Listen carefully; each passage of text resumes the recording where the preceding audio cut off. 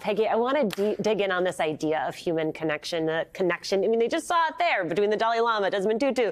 It showcases just how pivotal connection is to maintaining our joy. From your perspective, why is it so important?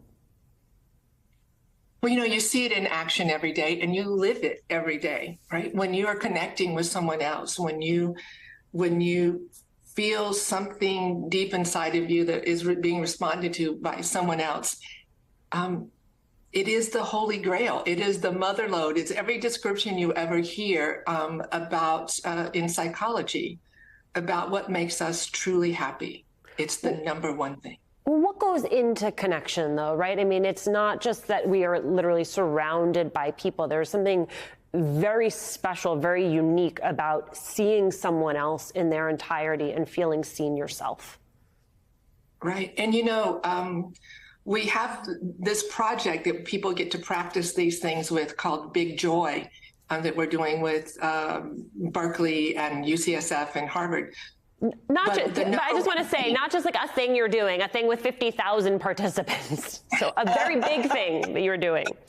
It is so exciting. And it was inspired by the film and by watching the holy men, or mischievous brothers as they call themselves, really show us how that works. And they're very clear in the film about how we connect with one another, and by doing acts of kindness, by being grateful for people, and showing them that, by telling them that you're grateful and looking for ways to help.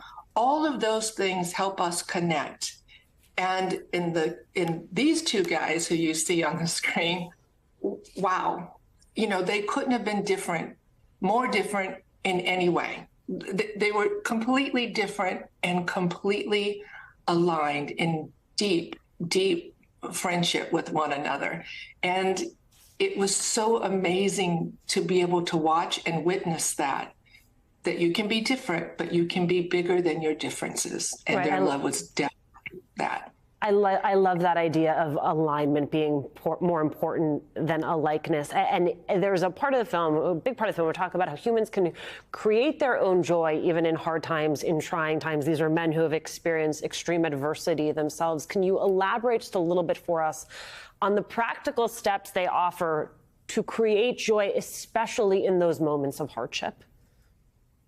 Great. I'm going to combine what they say and what happens in Big Joy, because people can do Big Joy and it's free, and people who do it for a week are 23% happier already in the preliminary studies. So what they talk about a lot is kindness, gratitude, reframing, connection, and you get to practice that every day with the Big Joy Project for 7 days, 7 minutes a day. And that's exactly what the men were doing too, and what the men were telling us to do. That the best way to find your happiness is to help other people find theirs.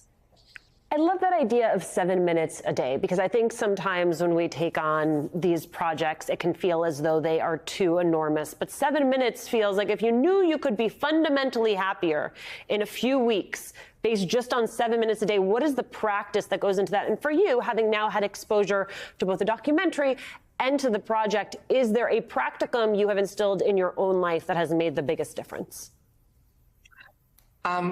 Absolutely. And what I've been going through lately is our family has some real health issues going. And between my mom, who keeps knocking on death's door, but nobody's answering, and my husband, who's just had surgery, I took two of the things that work best for me.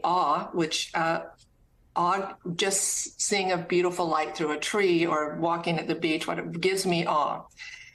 The other thing I use all the time now is gratitude, because I find when I'm on the hamster wheel and afraid for what's been going on, if I can express gratitude and go over what I'm grateful for in life, my brain doesn't have enough room for that and the total fear and the total anxiety that I'm actually feeling in the moment.